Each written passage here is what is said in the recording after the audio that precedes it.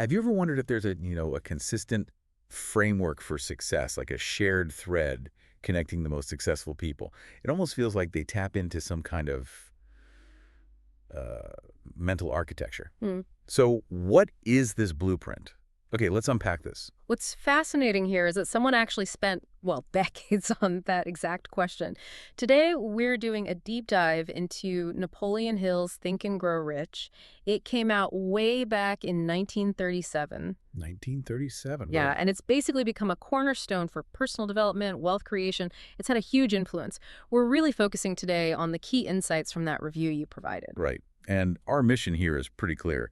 Pull out the most important nuggets from that review. We want to get a handle on the power of this book, and more importantly, what its principles can actually offer you. Maybe you're an entrepreneur, or you have big dreams, or you're just curious about what makes people achieve great things. Because, like the review points out, this isn't just a book about getting rich, is it? It's really about a certain mindset. Exactly. And if we connect this to the bigger picture, it's key to remember Hill wasn't just theorizing in a vacuum. The review really stresses this. He spent over 20 years studying 500 of the most successful people of his era. 20 years. We're talking people like Henry Ford, Thomas Edison, Andrew Carnegie, real titans. And the book, as the review presents it, distills all that wisdom into, well, a kind of practical blueprint for success. It's built on things like intense desire, belief, sheer persistence, and having a very definite purpose. So what does this all mean? Especially looking at it through the lens of this review today. The big message coming through seems to be that success genuinely starts in the mind. That controlling your thoughts means you can control your destiny financially and, well, in other ways too. It's about building that internal structure for achievement. But beyond that big idea, did the review point to any specific principle that really makes Hill's approach stand out, something maybe less talked about now? That's a really good question. Because the review did focus on the practical side, How, these aren't just nice ideas. Take goal setting. Lots of people talk about it. But the review emphasized Hill's idea of definiteness of purpose. It's more than just a goal. It's like a laser focus. Laser focus. Okay. Yeah, it's not just what you want, but the intensity you bring to it and having a solid plan to get there. The review mentioned how people like Carnegie literally wrote down their definite purpose, kept affirming it, a level of commitment most people just don't reach. Right. So it's that structured desire, not just wishful thinking, that the review found so potent. That makes a lot of sense, that deep focus, especially when you think about what those individuals actually built.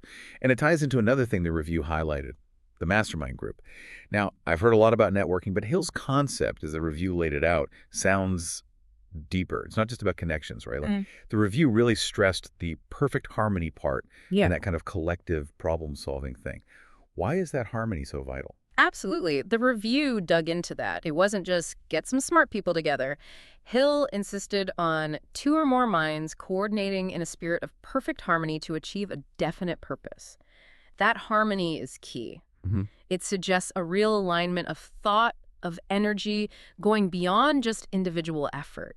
The review pointed out it's not just for brainstorming. It's about creating this third mind, a synergy where solutions pop up that maybe no single person would have thought of alone. A third mind. Interesting. Yeah, it's about mutual support, constructive feedback, leveraging that combined brain power as a growth engine.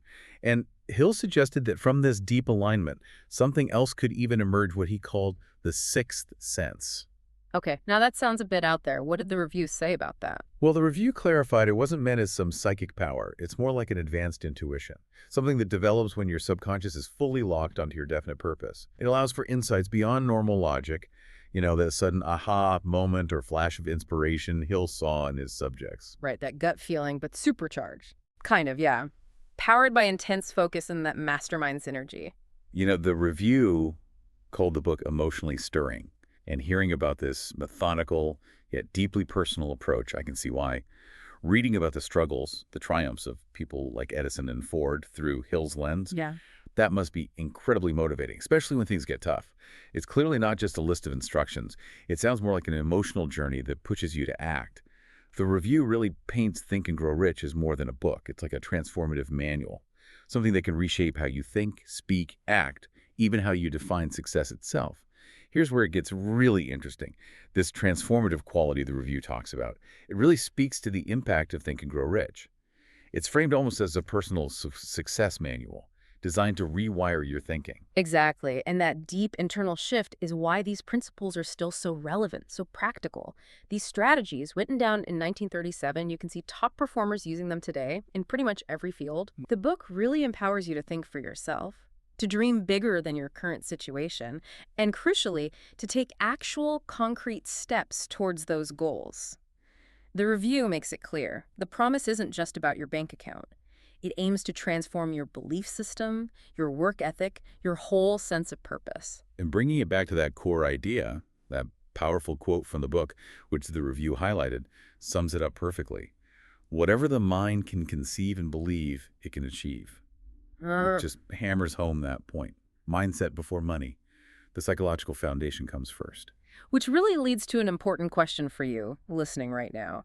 If achieving any dream truly starts in the mind, like Napoleon Hill argues so strongly, what's the single most powerful thought you could cultivate right now to set your own definite goal? And then just watch how quickly the world seems to make way for you. That's definitely something to mull over, isn't it? The thought to really dive deep into and see where it might lead.